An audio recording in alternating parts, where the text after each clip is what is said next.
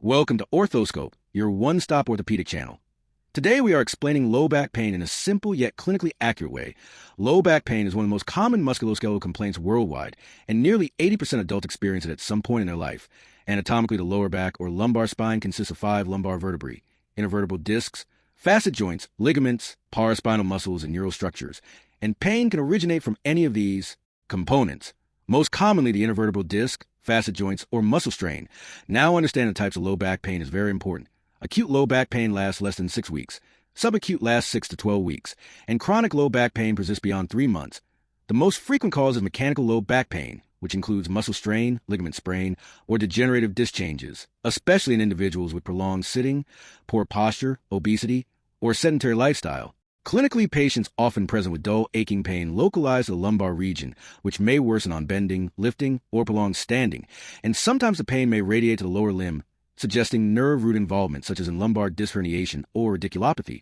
Pathophysiologically, when the annulus fibrosus weakens, the nucleus pulposus may protrude, leading to disc bulge or prolapse, which can compress adjacent nerve roots, causing symptoms like sciatica, tingling, numbness, or weakness. Red flag symptoms that should never be ignored include night pain, unexplained weight loss, fever, trauma, bowel or bladder dysfunction, or progressive neurological deficit, as these may indicate serious conditions like infection, fracture, malignancy, or cauda equina syndrome.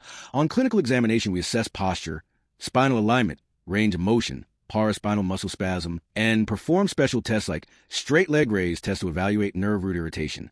Imaging is not required in most uncomplicated cases of acute low back pain and should be reserved for red flag signs or persistent symptoms beyond 6 weeks. Management of low back pain is primarily conservative in majority of cases.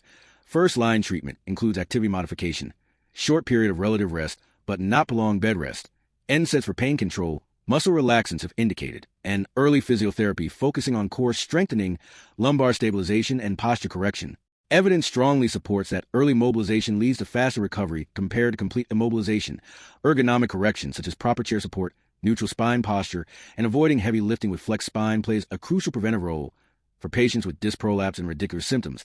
Additional treatments like neuropathic medications, epidural steroid injections, and supervised rehabilitation may be required. Surgical intervention is considered only in specific indications such as progressive neurological deficit, cauda equina syndrome, or failed conservative management with significant functional disability. From a preventive orthopedic perspective, maintaining optimal body weight, regular exercise, smoking cessation, and strengthening of core and back muscles significantly reduce recurrence, especially in working professionals and individuals with long screen time. In summary, low back pain is usually benign, mechanical, and self-limiting, but proper clinical evaluation, red flag identification, and evidence-based management are essential to prevent chronic disability. This was your clinical breakdown of low back pain.